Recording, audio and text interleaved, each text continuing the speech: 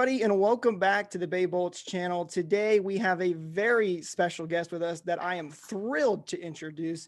He has covered numerous prestigious events, including the Canadian Football League, the U.S. Golf Open, as well as the Super Bowl, 5 Olympic Games, and the NHL All-Star Game. And as of this January, he became the newest member of the Tampa Bay Lightning family and is the new television play-by-play announcer for the Tampa Bay Lightning. Ladies and gentlemen, please welcome the one and only Dave Randorf. Dave, how you doing today? I'm doing great. Thank you very much for that outstanding introduction. I'm pretty good on paper, huh, Jake? Not bad. Yeah, you are for sure, and that's why we're thrilled to have you. So, to start things off, I want to talk a little bit about how you got started in the play-by-play field. So, if you could tell us, how did you get into doing play-by-play? Was that something you wanted to do from the beginning, or was there maybe something else that you wanted to do in your early days? Well, when I started working and setting a goal to be on air and to be a sportscaster, when I went to broadcasting school, I wanted to be on the radio. I wanted to be a rock and roll DJ. That's what I thought I wanted to do. So that was my initial direction. Then I go off to school, and then I quickly get a job at what was a very young sports network in Canada called TSN. I was on the air for like a year at the time. Now it's been on the air for decades now. But then I quickly started gravitating towards wanting to be a sports broadcaster. That ultimately leads to what a lot of us would love to do, which is play-by-play. Just having a job in television and sports is a privilege and an honor, and it's a thrill, and it's a lottery ticket because it's so much fun. You get to be around all these games and these athletes and these moments and these cities that you would kill to be around, and you get paid for it at the same time. So it's really nice. But then you start really honing in on what you really like to do. I've done a lot of studio hosting, as you say. I've done hosting for football shows and Olympics and a lot of world championships in a studio. And I've done the sports highlight shows. But ultimately, a lot of people would really like to get into play-by-play. So years and years ago, when I was a young guy coming up the ranks at TSN, it was a very young network at the time, and they were starting to groom different guys and see where your strengths and weaknesses were. So I got handed some very small games to do, nothing even remotely close to the National Hockey League. Up in Canada, we did a lot of Hockey Canada and international hockey events and junior hockey events and, under 17s and women's hockey and all that kind of stuff. Smaller hockey games. And that's where you whet your appetite towards doing play-by-play. And I also did some Canadian college football, which is nowhere near as big as U.S. college football. So I did a little bit of that as well. So that's when I started really kind of gravitating towards it. And that led to a few other bigger, slightly bigger games up to that point, including one. This would have been in the late 90s. I was living in Vancouver. I was working for TSN in the west coast of Canada, which is my hometown. And they were using me for other events other than just being a sportscaster. And I got a call from one of my bosses and said, listen, there's a women's Canadian college championship game this weekend on in Calgary, which is about an hour's flight from Vancouver. And our guy's sick. He can't make it. Can you do it? I said, yeah, sure. Like that's always your answer when you're young, Jake, is yes, I can do it. So no matter what. So I did it. I went in and did the game on very short notice with a woman by the name of Cassie Campbell, now Cassie Campbell Pascal. She would be, for hockey fans in America, she's Cammy Granato of the or someone of that level. She's a Canadian Olympian, much like Cammy is recognized as the best women's player to ever be produced here in the United States, and the wife of a good friend of mine, Ray Ferraro. But she lives in Vancouver now, by the way, but I digress. So I did it with Cassie, and so we did the game, and to tell you the truth, I think it was 1-0. I think it went to overtime. I think the overtime was long because it was a championship game. This was a long time ago when women's hockey wasn't nearly as good as it is now, quite frankly. And so the game wasn't great. And I can say that without any disrespect towards the women who were in that game, because even those women, some of which who went on to play on national teams, would even agree with me. The game's come a long way. It wasn't a great game. So anyway, we do the game, and I go back to doing my regular thing in Vancouver. Fast forward a year, and TSN lands the national rights, reacquires the national rights to the NHL. And big news for our network, and we're all very excited for what it means to the network and potentially what it means for each one of us. We're thinking, wow, this is great. that's obviously a big property. It's Boardwalk and Park Place in Canada for Canadian sports TV. So we all thought, this is great. What are we going to do? So I got a call again from my boss to come on down to the office. We want to tell you about your role in our upcoming NHL package. I thought, great, I'm involved. This is good. Because I was still kind of working my way up the ranks in TSN. And they brought me in and said, so we're going to have you do play-by-play for probably about a third of our games. Gord Miller is going to do the majority of the games with Pierre Maguire, and you are going to do, you're going to do a healthy amount of games, but you'll be on the B team. And I was floored. I thought, this is amazing. Thank you. I went around the room, thanked all my bosses for the faith they showed in me and all that. And I said, but I got to ask one question. Guys, I've never, ever, I've called women's games. I've called, junior A, midget championships and under 70. I've never called an NHL game. I'm going to do the best I can to make sure that you love this decision. But what made you think that I could do an NHL game? Because a lot of eyeballs are going to be on this when we sign on, when the season starts. And one guy pipes up and says, remember that game I called you about like a year ago? I called you like 2 days notice. I sent you to Calgary to do that women's game. I said, yeah, I remember that. He said, that game was terrible, like awful. I said, I seem to remember that. Yeah, he goes, well, you made it sound great. And if you can make that game sound good, you could do the NHL. And there's two big lessons here. First of all, he's right. All those little games that you do on your way to where I'm sitting now as the voice of an NHL team, they are the training ground for so many different reasons. If you can call games at that level and have your flow and your rhythm down, and you can be able to make it compelling and know who's out on the ice, as opposed to the NHL where everything clicks and it's pro level play and it's not choppy play. You do all those little games and the NHL becomes a little easier. And the other big lesson that I learned that day that I'll never forget is you never know who's watching. You never know who's listening. You never know who's evaluating you at any point in anything you do in life. And for this particular story, that game ultimately led to me sitting here today talking to you as the voice of the Tampa Bay Lightning.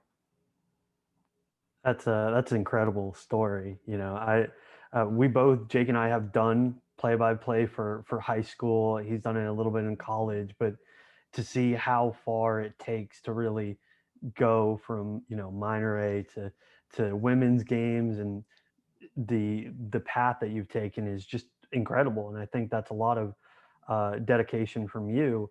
One of my favorite stories that I heard. Can I stop you for just 1 sec before I'm going to bring you back to what you said, but I want to follow up your point with one other thing, because if anybody's watching this and here's what you're saying, wow, I can only see how long it is from here to there. Yes, it is. I'm not going to lie, but don't look at that. Don't focus on that. If you have a passion for what you do, and you bring the same amount of dedication and passion to every day, and whether the game is at a local arena and it's tier 2 junior B on a Saturday afternoon and there's nobody in the building, if you bring your passion and develop your professionalism and develop your experience level, one foot in front of the other, you can get there. So don't focus on how far away the NHL is. Just focus on your day-to-day steps and you'll get there. So I wanted to make sure that anybody who wanted to follow these steps didn't get bogged down or intimidated by how far it is. So sorry to interrupt. You said one story that you wanted to. It wasn't meant to, it wasn't meant as a dig. I really just wanted to highlight how great it was, the path that you've taken. But, going back to what I was talking about earlier, one of my favorite stories that I've heard from you was the story of you taping a highlight or a game to make a highlight reel with what was at the time a Betamax with your grandmother. One of my favorite stories that I've heard and anyone in the sports media field. And since we're 20, 30 years later, technology has really advanced in terms of what people are able to access, and as well as what people are able to do to create content. Has that made your job easier, or have you really strayed away from that aspect of the game and you're more appreciative of what other people are able to do? Oh, I definitely think let's call it spade a spade. Every day that our lives, all of our lives, get easier in every aspect and facet of our lives. With everything's in our hand now, on our phone. We can control so much. It has made preparation a lot easier with the internet. When I started, you couldn't see every game. I couldn't watch 2 or 3 games a night and prepare myself for my next game. If I'm doing, the Tampa Bay Lightning against the Nashville Predators, like we just did, I'm able to access online, sitting right here on my desk, their last however many games. They're all there, right there on NHL.com. And you can just dial it right up, or you can watch highlights. You can read articles. You can look at bios of players. You can do all this. You can do as much prep as you want now. And all this kind of stuff wasn't readily available back, even 15, 20 years ago. You had to really hunt and peck and gather. And going back to those smaller games I used to do, that stuff was non-existent. You had to go to the practices, talk to the coach you had to ask the coach for maybe up to an hour of his time, go through his entire roster and ask him, okay, just tell me a little bit about this guy or this girl, and make the notes and go run back to your hotel room or your apartment and transcribe it all. And so the internet and everything that comes with it has made it a lot easier. The coverage generally is better. The pictures are better. The sound is way better. It's all HD. It sounds crystal clear, and you can really, an announcer with a good audio guy and a great crowd can really shine. If you were on your game, you can really shine with all these television toys, complementing your work too, and it all comes off looking great at home. So it all comes together, and but however, at the end of the day, you got to sink or swim with your ability to be a communicator, to be organized, to be a good broadcaster, and to be able to call a good game or to be a good sportscaster. I'm not going to sit here and make it sound like it's rocket science, but not everybody can do it. But it's something that takes a little time to refine, because nobody knows more than a sports fan. When you're sitting at home and you've got the guys who've got real jobs come home, they just want to watch the game, and they know immediately whether they like you or they don't, or whether they think that you are trying to fake it and you don't really know what you're talking about. You cannot bluff sports fans at all. It's just not going to happen. So you better be prepared and have your facts straight and be on top of it, because sports fans, they want that and they deserve that, because they're the guys who are really pay the bills. I know exactly what you mean. You bring up a great point too, that even though technology has changed, at the end of the day, you still got to, do your hard work and put in time to prepare for broadcasts. And speaking of that too, I know you've done a lot. You've hosted the Canadian Football League. You did some play-by-play commentary in the CFL as well. What was the biggest thing that you needed to be able to adapt from switching from football to hockey? Because they are two, very different sports. I mean, and that goes for almost any sport too. Baseball is a very different sport to broadcast. So was that difficult maybe, what was something that was maybe hard or easy to change from those two sports? Well, I don't want to make it sound like I did that for years and years. I didn't. I did 2 years and again, I was the backup guy to the main guy doing the Canadian Football League coverage. So, it wasn't like I was doing both sports full time. However, having said that, I've called lots of different sports that are, and you're right, hockey is in constant motion, especially now. I think you guys are astute hockey fans, and a lot of people who watch your show would agree that there's less and less whistles now. It's back and forth. Unless you can go long stretches without a whistle. So the puck's always in play, and you're going up and down the ice, and it's great. That's what we love about the game.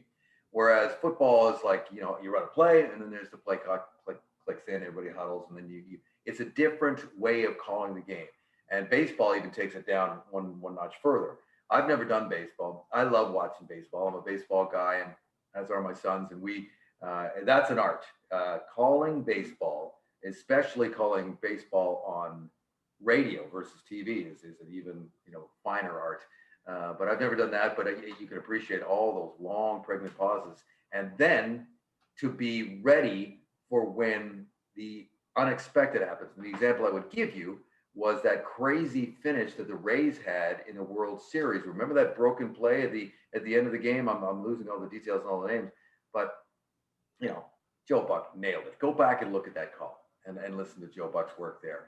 When there was all kinds of there was a missed relay, and then the throw got away, and then somebody else scored that shouldn't have. And I forget, the play I'm talking about.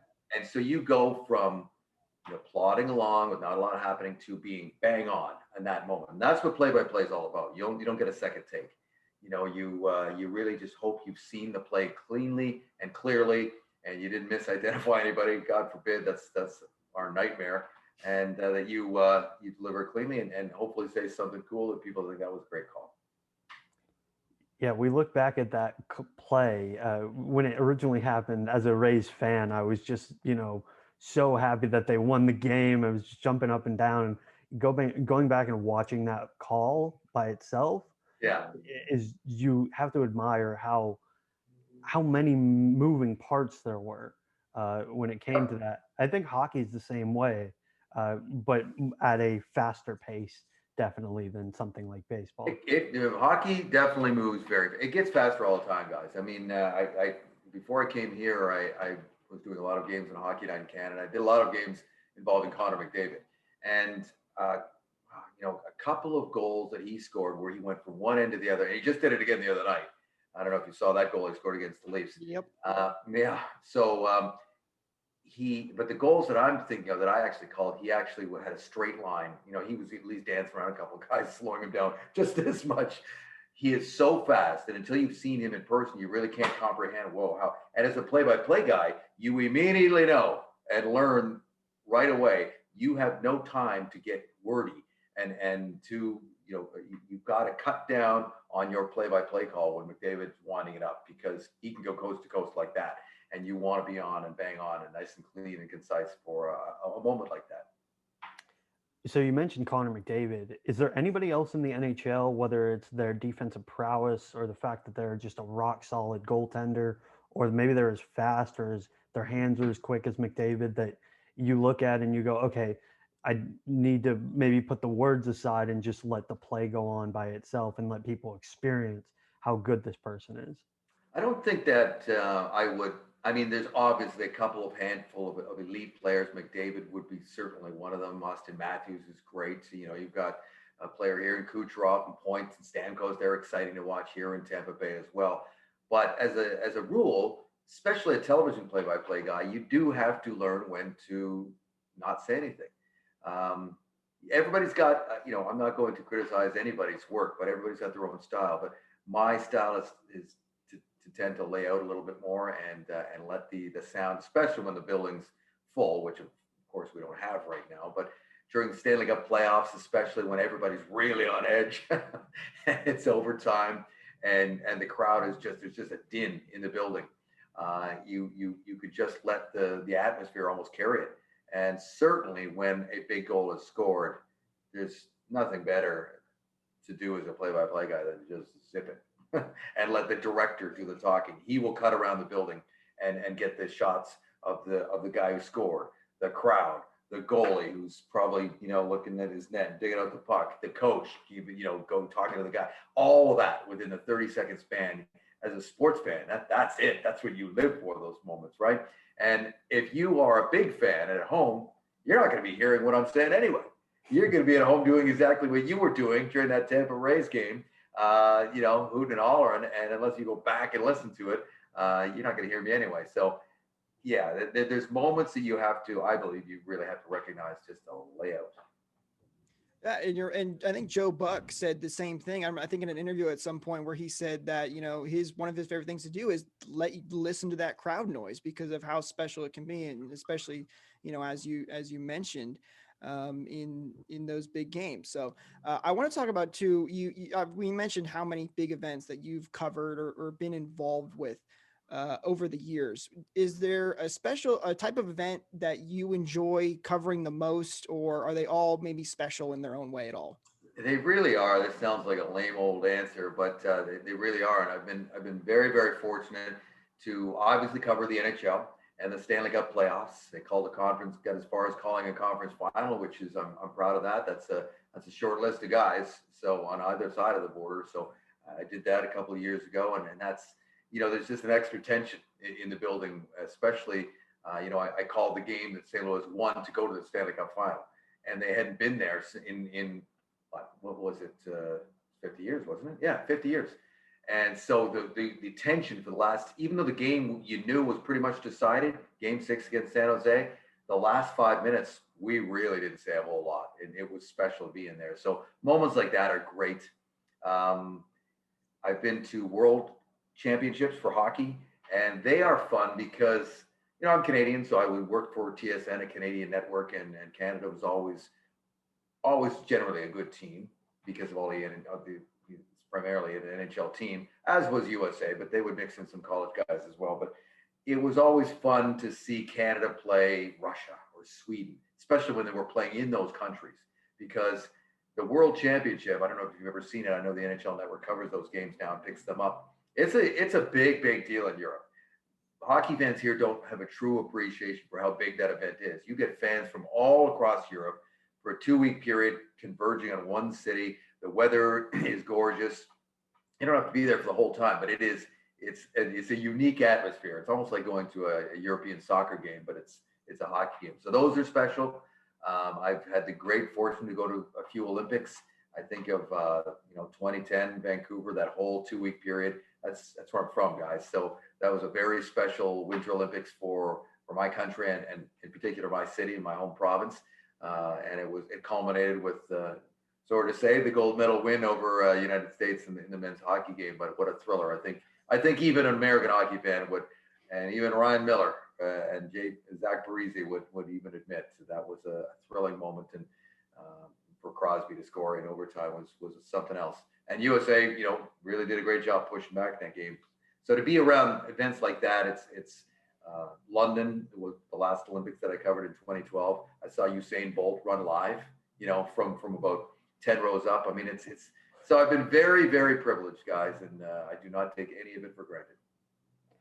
So going from the places you've been, let's talk about some of the calls you've made. One of the videos that I saw your favorite call, I believe it was back in 2018, is Bedlam in Brooklyn when John Tavares scored the overtime winner against the Panthers in 2016. Yes. Has that changed?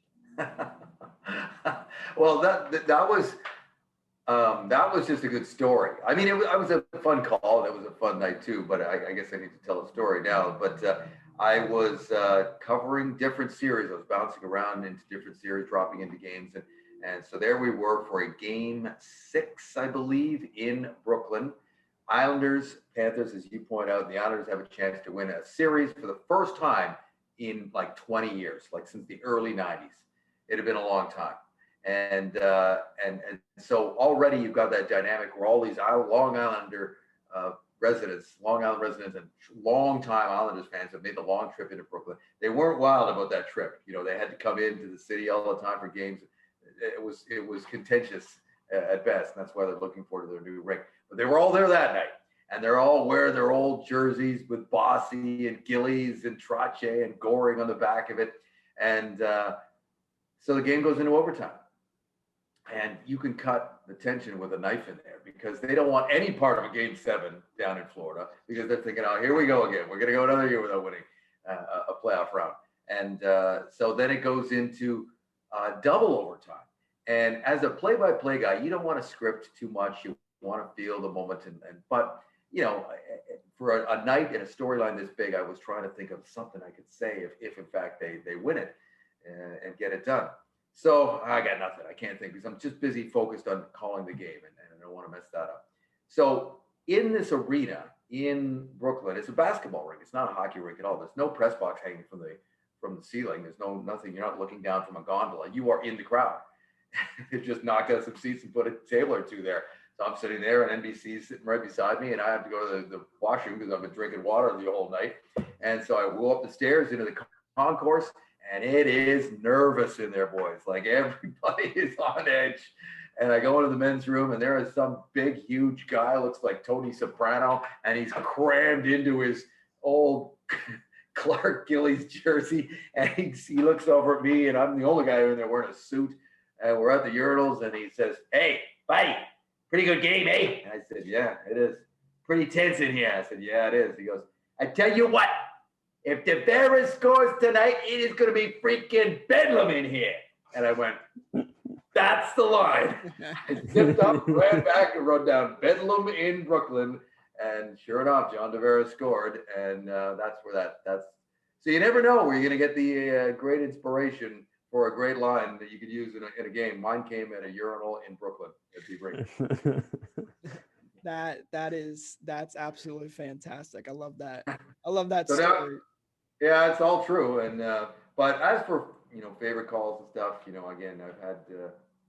It's hard to pick, but there was a couple of the World Championships. Rick Nash scored a goal. Rick Nash, of formerly the Blue Jackets, that was an exciting gold medal game call, and just they all kind of blended into one right now. But calling goals in Montreal is special because the roar of the crowd, especially when it's a big end-to-end rush, that's fun. But it's hard to beat a goal in the playoffs, and just because it's an extra roar. And I've had some unbelievable goals scored here too in Tampa Bay, and I'm looking forward to a few more. So how about we revisit this in a year? I'll come back, and hopefully I'll have some good calls here for the Tampa Bay Lightning. We would love to have you back on, and hopefully we do have some more awesome calls to talk about then. But before we get into the Bolts, because I do want to talk a little bit about that and how you got into the job, I want to talk about. So we kind of mentioned before, I'm someone who wants to be a play-by-play broadcaster myself, and I've done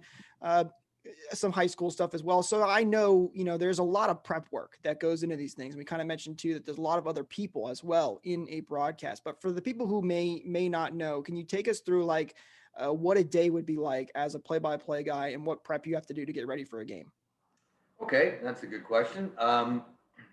Once the puck drops on opening night, there's no days off. First of all, it's a labor of love. I mean, we all love the game. We all love the sport itself. But once the games start, you're watching games every day. There aren't many nights that I take off during the season. Thank goodness for PVRs and DVRs now and things on the internet, so I don't have to be a slave to, watching things live. In fact, I almost never watch games live. I scan through them, just scan through the commercials and intermissions out there just to save time. But so there's that. You're always watching games. Every day there is an email that we all get around the league that condenses just about every article that's written on every team on a daily basis. And you go through those, and it's all categorized by team. And so I'll pick the next 5 teams that I have out. Right now, actually, I'm probably reading 8 teams worth of articles every day. So a lot of it is duplicates and different writers writing the exact same thing. So you can scan through a lot of that stuff. But so there's reading every day. On a game day, what will happen is, you get up, I'll check the articles, as I just said. I will download the game notes that are put out every game day by the NHL. There's a specific set of game notes and stats for each game, and it's on the NHL media site. I'll go through those, pick out any little tidbits that I may have not already known. And then you go to the morning skate. So you go to the skate and you watch the 2 teams practice. Generally, the home team skates at 10:30. The visiting team skates at 11:30. You, under normal circumstances, would go into the rooms after each practice and talk to a player or two. The coach will do a press conference with everybody, and then you do the same thing for the other team, and then you're done. So you'll probably walk out of there hopefully around 12:30, get back to the hotel, or in this case, now that I live here, I'll get back to my apartment and go over my notes, tune them up. It'll probably turn it off for an hour or two, maybe go for a walk or a run or something like that. And then I am definitely in the building, in the booth, anywhere between 2.5 to 2 hours before the game. And here in Tampa Bay, it's a little bit different because we've got a pregame show before every game. So, and I'm much more involved in that than I was in Hockey Night in Canada. We had a whole crew of guys who did that. So they didn't need me until the game started. So here I'm going to be 2.5 hours before the game starts. I'll be in the booth, get set up, and be ready for the pregame show. Then the players come out for the pregame warm-up at around, for a 7 o'clock face-off. They'll be out there around 6:30 ish and be out there for 20 minutes. And that's key to watch line rushes to make sure you know who's going to be skating with who that night. Maybe there's somebody missing. Maybe they've slipped a new guy in that just got called up in the afternoon. It happens. So you can just get your eyes right. I can make sure I know everybody's numbers and just go through a couple mental reps and get ready to go. And then the game happens. Hopefully everything goes well. Hopefully the Lightning win and you head home, maybe have one beer and hit the hay. That's awesome. So to follow up on that though, you mentioned in there that, you know, obviously this year is very different and you're covering less teams because it's just games within division. Has that made it almost easier maybe to prep so you don't have to focus on, you know, too many teams, or has it maybe made it more difficult because, as you mentioned again, you know, you can't do player interviews the same as you would have been able to without COVID and the pandemic that we're currently in? I think a lot of the teams, I know the Lightning are doing a great job at it, and I'm sure a lot of the other teams are too. They're doing a great job with media availability through Zoom calls. Every day, John Cooper he's been available every day since I've been here, so I'm sure he'll take a day or two off, which he's certainly entitled to. So he's on the Zoom call pretty much every day, unless it's completely a day off for everybody. And then they pick certain 2 or 3 players, and they do that for post game as well. So you just log in like we're doing right now. People are able to ask questions and they keep it nice and tight, and there you go. I hope that the face-to-face stuff doesn't go away, because it's important to develop those relationships, and you can get little tidbits that will give you ideas to expand on things during the broadcast. I love talking to coaches in our broadcaster meetings when we have one-on-ones with them, because it really gives you a different understanding. Once you get to know a coach and he gets to know you, and he understands that you're not out there to burn him, or you're not asking questions to try to, you know, challenge his way of doing things. That's not it at all. Certainly not with me. You just want an understanding about, okay, why do you pair these 2 guys together? Why is that line together? And coaches are smart guys, and they've thought of everything generally, and they've always got interesting opinions on it. And all we as broadcasters want to do is get that information from them and use it and utilize it in our broadcast, as long as it's not quote unquote off the record, which that stuff kind of happens too. So to answer your question, it's not made it, it's just different. It's turned out that it's not that hard. It's just different, very different. And I have less teams to prepare for. You're right. I kind of like the variety, but I gotta admit, boys, the way this schedule is playing out, and the way we're seeing super competitive little mini series all around the NHL. I think we just saw a good competitive series in the back-to-back against Nashville, and that doesn't happen generally when Nashville rolls in here once a year. Nashville may come in here at the end of a 4-game road trip, 4 games in 6 nights. They just want to come to Tampa Bay and try to get 2 points, maybe want to get out. There's no real animosity that builds that you get when you play back-to-backs like they're going to play back-to-back nights next week on a Monday and a Tuesday. At least there was a day in between this one. So there's going to be an element of this kind of mini playoff series style of scheduling that I'm going to miss next year, to be quite honest. And I'm really wondering if somehow, some way, the NHL will try to integrate a little bit of the back-to-back, more back-to-backs against the same team more regularly than we have seen in the past, especially within your division. I would not be surprised if that's the case. I hope that's the case, because, like you mentioned, that Nashville series was actually a lot of fun. Yeah. So I definitely think that, probably helps you that they're in town for longer and you're able to just read a couple of things about the team and go off of what you knew last game. We talked already about how you're someone that is now a specific team-specific broadcaster rather than national coverage on TSN or Hockey Night in Canada. Is there anything that you enjoy a lot more about the team-specific broadcast than there is about broadcasting nationally?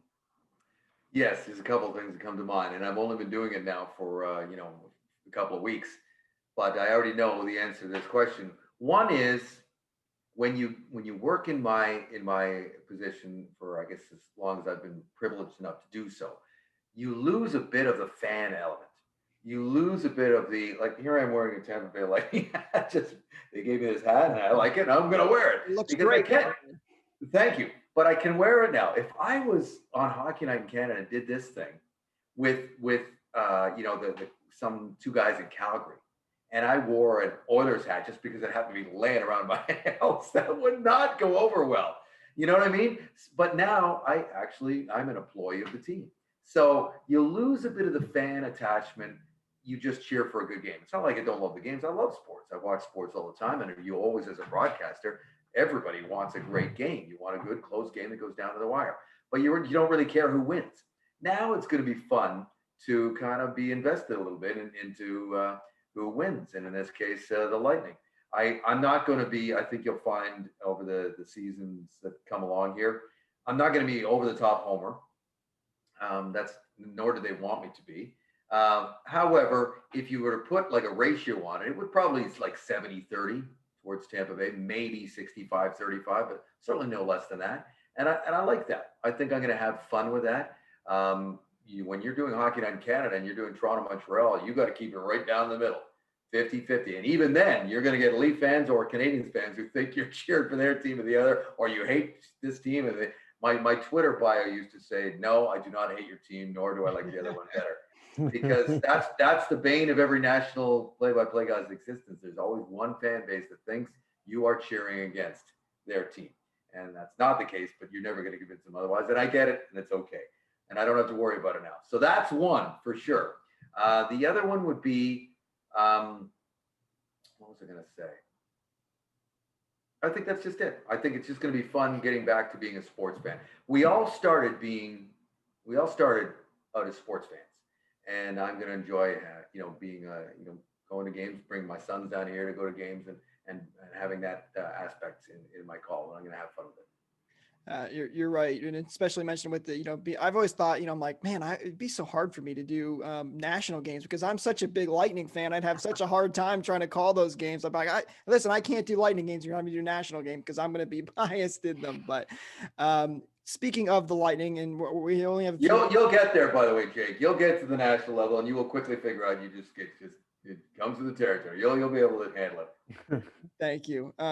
But just a couple more questions for you. I know we've taken up a lot of your time. We really do appreciate you coming on here and chatting with us. But so you obviously just recently joined the Lightning, as we just mentioned. So can you tell us a little bit about how that all came together? I mean, we as Lightning fans knew Rick Peckham was going to retire that last season, which was, Rick Peckham was so amazing for this team. He is one of my idols when it comes to play-by-play announcers. But what attracted you to this job, and how did this all come together? Well, I'll tell you a true story from 17 years ago. The very first time I ever came to Tampa Bay, I was working for TSN. It was Stanley Cup playoffs. I looked it up. It was 2003, the year before the Lightning won the Stanley Cup. And it was the first round series against Washington. And we came in to do a game 5. And we were bouncing around different series. I got in here, we did the game. It was a beautiful day like this. And I was blown away by the atmosphere, by the fan base, by the energy in the building. It was a great game. Marty St. Louis scored the game winner in late, I think it was in the third period. And we left that night. We felt like we had a good show. So we were riding high because it was a fun atmosphere and a great show. And we walked out, and I think I'm pretty sure it was Paul Kennedy. He was working, he's been at it for a long time. They were doing the post-game show from the set outdoors, and the people were still hooting and hollering. And I thought to myself, man, as I'm walking back to the hotel, looking back in this whole scene, beautiful, warm night, I thought, oh my goodness, if Rick Peckham ever decides to retire, I got to look into this. This is a great place to play a game. And I've never, and that is true. I absolutely a true story. I'm pretty sure I said that out loud to somebody. And that was 17 years ago. And I've never forgotten that first impression. I've been to every rink in the league, guys, several times. And this is easily one of my favorite places to see a game because of guys like you, guys and girls like you, and they create that atmosphere. I love the pregame. My whole thing is when I come in here, I remember I came in here last December, a year ago, for Hockey Night in Canada. Montreal was in town. I'm walking in the rink, as I told you, about 2 hours before, and Thunder Alley's already filling up. People are out there in their jerseys, the band's playing, the bar's open, and this is 2 hours before the game. And I'm thinking, I wish I could come down here and just hang out here. This is great. And I love all that. And then, of course, you get inside and it's even better. So I've always thought that. And I just thought, well, what a great place to call games. We all want to be in a place where they care about hockey and where the fan base is knowledgeable and passionate and loud. And then you add into it that this is an organization that is first class, bar none, from the very, very top down. I've been called and texted and welcomed from Mr. Vinnick right on down since I've arrived here. And this organization, trust me, has a reputation around the league as being first class. And people told me that while I was doing my own homework. And then when I got the job and I was getting messages from people around the NHL, they were going, all saying the same thing. You're lucky, man. That is a first class organization. So you add all those things together, and the weather's not too bad either. And it was that's how I got involved in throwing my hat in the ring. And I was lucky enough to get the job. And I'm thrilled to be here and hope to be here for a while. We hope that you're here for a really long time too. I remember Steven Stamkos saying in his celebration with the Stanley Cup, Tampa is a hockey city, and that could not be more true. And we're so happy to have you here in Tampa, and hopefully for years to come. Thanks. But one more question for me. You've been doing this for now 7 games with the Lightning. You've had a couple of postponements, so you haven't been able to see some of the other teams that normally we've already seen. Now, like Carolina, we've only played 1 game against them. Haven't played Dallas yet. But for the Lightning side of things, who's one guy that's really impressed you so far? And I know that for a broadcaster, you try to look at, who's doing well on the ice, but has there been one guy that you think back after the game and you're like, I called that guy's name more than I thought I would. I'm very impressed with how he's doing this year. It's a good question, and forgive me for being Captain Obvious here, but I'm going to go with Victor Hedman, and here's why. You see a team differently when you're seeing them every night, and when you are calling play-by-play, because you literally are paying to every minute detail on the ice. So when I'm doing Lightning games in the past, I would fly in, I'd do the game and fly out. And it's not to say I didn't watch games on TV, but I didn't watch every Lightning game because I'm doing all these other teams, and so you can't possibly watch every game of every team. So I saw enough of them. I'm very familiar with all the players here and their stories and their careers and who they are. But when you see a team night in, night out, you really appreciate the finer points. And man, we've been able so far through 7 games of this season, been able to watch Victor Hedman for at least 26 minutes a night. And just the way he quietly shuts things down, the way he is so easily, it's so easy to identify his how competitive he is and what a perfectionist he is. And I've also been watching practices as well. And that's where you also can really see where their game comes from. This is something the fans don't get a chance to see, but I do. And I see who's first on and who's last off. And I can see all the little things that they work on after the formal part of the practice is over. Then players kind of work on their own little skill sets for another 10, 15 minutes before they hit the showers. So I would say Victor Hedman. There's a reason that he is year after year a Norris Trophy candidate, and it's because of the details in his game and his skating ability, his ability to shut things down so effortlessly. Whereas other guys, and yes, some of it has to do with his size and his reach, but it's also his ability and his skating and his read and his knowledge and his hockey IQ and all that kind of stuff. So it's a pleasure to watch him night after night. I couldn't agree more with you. He is such an amazing defenseman and so fun to watch, especially as a Lightning fan for so many years. All right. So last question that we have for you today. This kind of goes back to how, this year has been obviously extremely different for so many broadcasters, but I believe you are announcing all of the games from Amalie Arena, correct? Mm-hmm. Yes, that's true. So how has that made things, more challenging for you? I know we kind of talked about this a little bit before, but what are some of the challenges, maybe even some of the benefits from doing a remote broadcast? I know personally for me, I enjoy being in person. We talked about, the game experience is just completely different, but what are some benefits and some challenges for doing remote broadcasts? Well, benefits are, the challenges far outweigh the benefits, that's for sure, because we all, broadcasters, players, coaches, fans, we all wish we were in the building for the obvious reasons there. So I'm lucky enough to be in the building. And to be looking down when there's a home game, like for these last 2 games against Nashville, and the games coming up against Detroit, you're in the building, you're looking at a game. And I have found, I didn't work in the bubble, guys, so this is my first experience working in these games with an empty arena. I've done international hockey games where there's been very, very few people in the stands, but this is different. This is an NHL game in an NHL arena with all the lights and sound effects that go along with it. It's just nobody there. So I was worried about how that would feel. And I have quickly found that once the game starts, my eyes pretty much are locked into the parameters of the ice surfaces in the bench. I don't get hung up on looking around at the crowd like I sometimes do, certainly after a goal. There's moments when I sneak to look around just to feel the roar of the crowd because you're sitting literally on top of it.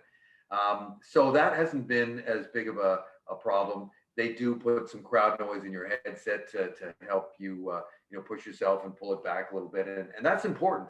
That may seem like a kind of a strange thing to say for a fan who watches at home, but for a play-by-play guy, it really, you ride the crowd. You ride the ebbs and flows, the highs and lows of the action, and it's important. So our audio guy does a great job of doing that. And I think, to tell you the truth, I think it adds to the viewing experience at home rather than just hearing sticks and pucks. The other challenge, obviously, is when I'm doing the game and they're on the road. So I'm sitting in front of a television screen like we are right now. It's a fair size one. I don't know how big it is, but it's not too big, but it's big enough where I can thankfully see the action quite clearly. I was a little worried about this because I'd never done that before in my career, and I was wondering how that would go. And I was relieved to find out after a few minutes, I was okay. It was fine, and everybody's doing it right now. This season is about just getting through it for all of us involved, and that's a big one for us as broadcasters doing road games. So it's all different. We can't wait until the fans are back, and I don't mean if and when the Lightning allow like 4,000 or 5,000 people in. I'm talking about when everybody can come back in, and when Thunder Alley is set up, and when they got watch parties in Clearwater or St. Pete or wherever they do those things. I can't wait for that, and I think there is going to be a real surge in interest in people coming just to be around those events and just being in the building, and it's going to be, the players are going to love it too, and I think you're really going to sense that in the players. It's almost going to feel like a playoff atmosphere that first night when the building's full, and we will all appreciate how special it is to watch our favorite athletes do their thing live. No question about it. Something I've been looking forward to. Hopefully we get there sooner rather than later. But guys, that's going to do it for us in today's episode. So Dave, thank you again so much for coming out and joining us. We really, really do appreciate it. Guys, if you enjoyed this video, please be sure to leave a like down below, subscribe to the channel, and ring that bell so you don't miss out on more content like this. And follow us on all of our social media platforms, Twitter, Facebook, all that good stuff. Also, be sure to give Dave a follow as well on Twitter. I'll link his Twitter down in the description along with everything else. But that's going to do it for guys. And remember, your Tampa Bay Lightning are your defending Stanley Cup champions. Have a great day, y'all.